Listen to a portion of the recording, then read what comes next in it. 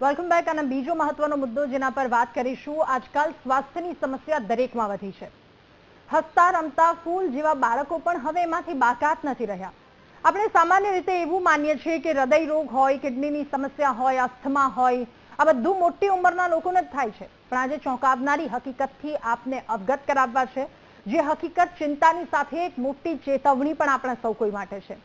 રાજકોટ મહાનગરપાલિકાના આરોગ્ય વિભાગ દ્વારા કરાયેલા એક સામાન્ય હેલ્થ ચેકઅપ દરમિયાન અસામાન્ય અને ચોંકાવનારું પરિણામ સામે આવ્યું છે. તપાસ કરવામાં આવી બાળકોની ને તપાસ દરમિયાન રાજકોટ શહેરની આશરે 90 આંગણવાડીઓમાં કુલ 2,90,000 જેટલા બાળકોનું હેલ્થ ચેકઅપ કરવામાં આવ્યું અને એમાંથી 767 બાળકમાં ગંભીર પ્રકારની તકલીફો જોવા મળી છે. 164 બાળકો કે જેમના હૃદયની ગંભીર બીમારીઓના લક્ષણો જોવા મળ્યા, એમાંથી 31 બાળકોમાં કેન્સરની બીમારીના લક્ષણો જોવા મળ્યા. કલ્પના કરો એકવાર, આટલા નાના બાળકો, આંગણવાડીથી લઈને પ્રાથમિક શાળામાં ભણતા એ બાળકો જેમણે હજી જીવનની શરૂઆત જ નથી કરી, જીવનની શરૂઆત તેઓ કરી રહ્યા છે, એ કૂદતા રમતા બાળકો જેઓ આટલી ગંભીર બીમારીથી તેઓ પીડાઈ રહ્યા છે, એ સમસ્યા શરૂ થઈ ગઈ છે, હૃદયની સમસ્યાથી પીડાઈ રહ્યા છે. આ ઉંમરમાં બાળકો રમતા હોય, દોડતા હોવા જોઈએ, એ બાળકોની સ્થિતિ ચિંતાજનક છે. આ દુનિયા બદલાઈ રહી છે ટેકનોલોજીની સાથે. એ રૂમમાં બંધ બાળકો, કારણ કે આજે એ આંબલી પીપળી નથી રમતા, એ બાળકો બહાર ગ્રાઉન્ડમાં ઓછા રમે છે, એ 4 દિવાલની વચ્ચે ટેકનોલોજી, એ ભણવાનું, એ જ બધી દુનિયા એમની થઈ ગઈ છે. ત્યારબાદ આ ચિંતા પણ સામે એટલી વધી છે. દુનિયા બદલાઈ છે, ખોરાકની આદતો નથી સુધરી, પરંતુ ખરાબ થઈ છે. કેવાથી કેવા ખોરાક પર આપણે આવ્યા છીએ. મોબાઈલ, સ્ક્રીન ટાઈમ, બેસાડું જીવનશૈલી, junk food, preservative package food, પર્યાવરણ પ્રદૂષણ અને તણાવ, આ બધી જ વસ્તુ ભેગી થઈ છે અને આ બધું બાળકોની એમની ઉંમર પહેલા જ સ્વાસ્થ્યની સમસ્યામાં તેમને ધકેલી રહ્યું છે. રાજકોટની આ આંગણવાડીના કિસ્સો જે સામે આવ્યો છે, બાળકોમાં બીમારી કેમ વધી છે, એ સવાલની સાથે આ મહામંથનનો બીજો મુદ્દો કરવો છે.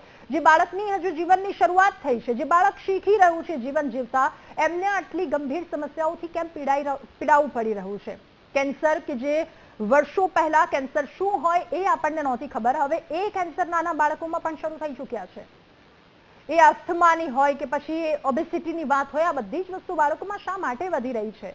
સામાન્ય કારણો આપણને ખબર છે, કારણ કે એ સ્ટ્રેસફુલ લાઈફ છે, બાળકોની જીવનશૈલી સાથે માતા પિતાની જીવનશૈલી એવી થઈ છે, અને ફોનમાં બાળકો, આ જે બીમારી વધતી જઈ રહી છે એનું જવાબદાર કારણ શું છે અને બાળકોમાં આ પ્રમાણને કેવી રીતે અટકાવી શકાય? આ તમામ સવાલોના જવાબ મેળવીશું મહામંથનના આ બીજા મુદ્દામાં.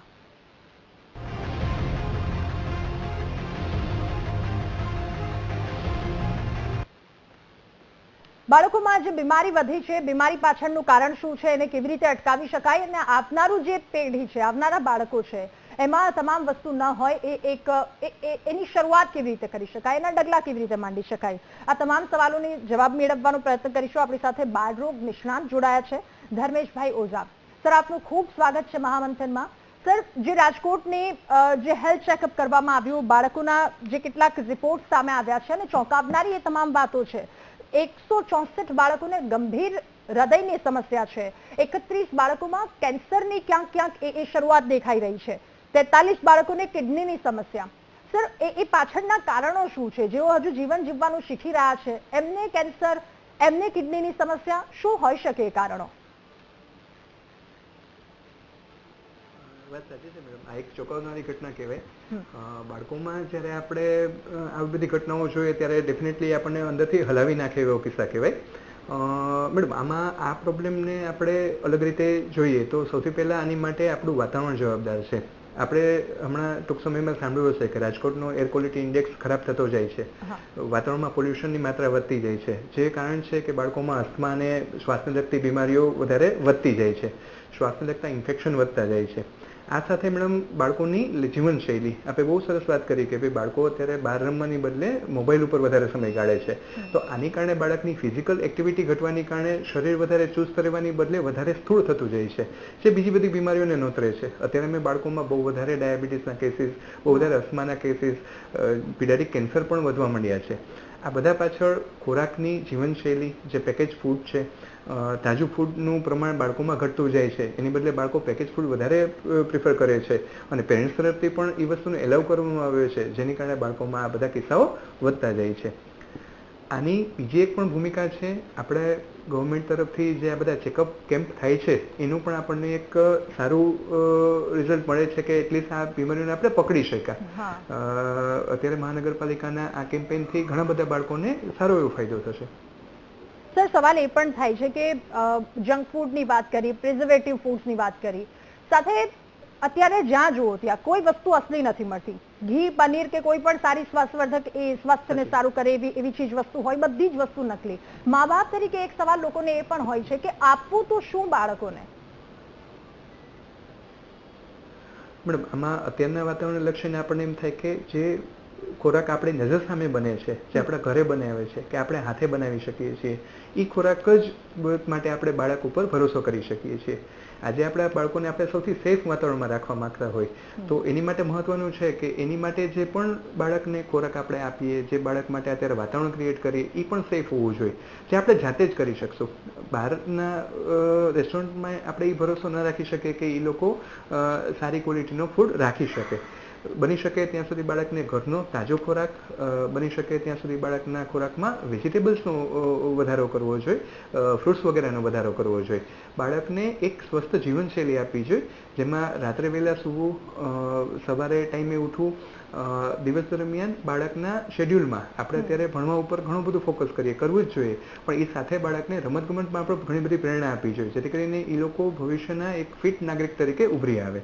ઓકે સર, ક્યાંક વાંચ્યું એવું પણ છે કે જો બાળકનો જન્મ થાય ત્યાં સુધીનો કોઈ એવો પર્ટિક્યુલર પીરિયડ છે કે જે પીરિયડમાં, જે સમયગાળામાં બાળકનું ખૂબ ધ્યાન રાખવામાં આવે, એને બહારનું જંક ફૂડ ના આપવામાં આવે, ચોકલેટ્સ ના આપવામાં આવે, તો એ સમયગાળો શું હોઈ શકે? ક્યાં સુધી બાળકનું એટલું ખાસ ધ્યાન રાખવું જોઈએ કે આગળની જિંદગી આપણે એને સારી આપી શકીએ? મેડમ, એની માટે ફર્સ્ટ 1000 ડેઝનો એક પીરિયડ આપવામાં આવે છે, જિંદગીના પહેલા 1000 દિવસ, જે મુખ્યત્વે આમ બીજી રીતે જોઈએ તો 3 વર્ષનો પીરિયડ હોય. પણ મારા હિસાબે આ વસ્તુ ચાલુ થાય છે ગર્ભધારણથી. ગર્ભધારણ થાય ત્યારથી મધરે બાળકનું મનમાં વિચાર લઈ અને જંક ફૂડ વગેરે અવોઇડ કરવું જોઈએ, ખોરાકમાં સોલ્ટની, શુગરની માત્રાને થોડી નિયત કરવી જોઈએ, જેથી કરીને જ્યારે ગર્ભધારણ કરવામાં આવે ત્યારથી એ બાળકને અંદરથી જ એવું સરસ અને સ્વસ્થ એન્વાયરમેન્ટ મળે. અત્યારે આપણે જાણીએ છીએ કે હમણાં કિસ્સો હતો કે માઇક્રોપ્લાસ્ટિક મમ્મીના અમ્બિલિકલ કોર્ડમાંથી પણ મળવામાં આવ્યું હતું. તો આ બધી વસ્તુ ચોંકાવનારી છે કે જેથી આપણે પ્રેગ્નન્સીમાં સારું ધ્યાન રાખીએ, પ્રેગ્નન્સીના શરૂઆતી, પ્રેગ્નન્સી કરતાં પહેલાં 1-2 મહિના, પ્રેગ્નન્સીના મહિનાઓ અને ડિલિવરી થાય એ પછી બાળકને પહેલાં 3 વર્ષ, આ બહુ જ સારું ધ્યાન રાખવાનો સમય છે. કોઈ પણ કૂપણ નાની હોય ત્યારે એને સારું પાણી આપવું પડે, સારી માવજત કરવી પડે, તો એ વટવૃક્ષ બને. એકવાર વટવૃક્ષ બની ગયું પછી બાળકને એ ઘણું બધું એનું શરીર મક્કમ બને છે, પણ એ પહેલા બાળક જ્યારે ફ્રજાઇલ હોય ત્યારે તમે જેટલી એની કેર કરો એટલું આપણને આગળ ભવિષ્યમાં માનસિક અને શારીરિક ફાયદો મળતો હોય છે. 31 જેટલા બાળકો છે જેમાં કેન્સરના કેટલાક લક્ષણો દેખાયા છે, આ પાછળનું કારણ શું હોઈ શકે કે જેના કારણે અને આ સાથે આપની અંતિમ પ્રતિક્રિયા પણ બાળકોને માતા પિતાને એક સંદેશ આ વાતને લઈને? મેડમ, આનું મુખ્ય કારણ ખોરાક, પેકેજ ફૂડમાં જે પણ પ્રિઝર્વેટિવ્સ વાપરવામાં આવે છે જે કુદરતી નથી હોતા અને જે ઘણા બધા આપણે એના તથ્યો જોયેલા છે કે જે કેન્સર માટે જવાબદાર હોય છે. એર પોલ્યુશન પણ એક કેન્સરનું કારણ હોઈ શકે છે. થર્ડમાં કે ધીરે ધીરે આપણા બધાની જીવનશૈલી જે આપણા જેનેટિક્સમાં હોય એમાં પણ ધીરે ધીરે આ બધા બીમારીઓ વણાતી જાય છે, એટલે આ મુખ્ય કેન્સર, પીડિયાટિક કેન્સર વધવાનું મુખ્ય કારણ છે. મારી બાળકોને કે ખાસ કરીને પેરેન્ટ્સને એક જ વિનંતી રહેશે કે આપણાથી બનતું સારામાં સારું વાતાવરણ આપણે બાળકો માટે કરીએ. એક જવાબદાર નાગરિક તરીકે જરૂરી છે કે તમારે જ્યારે પણ તમારે કારની, બાઇકની જરૂર છે ત્યારે જ તમે એ વાપરો. બની શકે ત્યાં સુધી પગપાળા જવાનો પ્રયત્ન કરો, બને ત્યાં સુધી પોલ્યુશનમાં આપણે સહભાગી ન થઈએ એની માટે પ્રયત્ન કરો. બની શકે એટલું સ્વચ્છ વાતાવરણ કેળવો, ઘરની આજુબાજુમાં લીલા વૃક્ષો વાવો કે જેથી કરીને એક સારું એટમોસ્ફિયર ક્રિએટ થાય. જો તમે કોઈ એક પ્રોફેશનમાં છો, ધારો કે તમે રેસ્ટોરન્ટ ઓનર છો, તો તમે પ્રયત્ન કરો કે આપણા સમાજને આપણે સારામાં સારું ફૂડ આપી શકીએ, જે આપણે આપણા બાળકોને આપી શકાય. તો દરેક નાગરિક જે સમાજના અલગ અલગ તબક્કામાં છે એ પોતાની જવાબદારી સમજશે તો પોલ્યુશનમાં આપણે ઘણો બધો ઘટાડો કરી શકશું, ફૂડ ક્વોલિટીમાં આપણે ઘણી બધી ઇમ્પ્રુવમેન્ટ કરી શકશું. તો જ બાળકોને એક સારું સ્વાસ્થ્ય અને આગળનું જીવન આપી શકીશું. સર, આપનો ખૂબ આભાર મહામંથનમાં અમારી સાથે જોડાવા બદલ, અમારા તમામ દર્શક મિત્રો સુધી આ તમામ માહિતી પહોંચાડવા બદલ. તો અત્યારે આ જે સમસ્યા, આ આંકડાઓ એ ચોંકાવનારા છે, એક પડકારરૂપ છે, પરંતુ બાળકને આગળ કેવી રીતે સારું સ્વાસ્થ્ય આપી શકીએ હવે આપણા હાથમાં છે, કારણ કે જીભને છટકારો આપતી દરેક વસ્તુ એ સ્વાસ્થ્ય માટે સારી નથી, આપણા બાળકો માટે પણ સારી નથી. હવે ચેતવાની જરૂર છે. આ સાથે મહામંથનમાં હાલ બસ આટલું જ. વધુ સમાચાર અપડેટ્સ માટે ડાઉનલોડ કરો વીટીવી ન્યૂઝની એપ્લિકેશન. નમસ્કાર.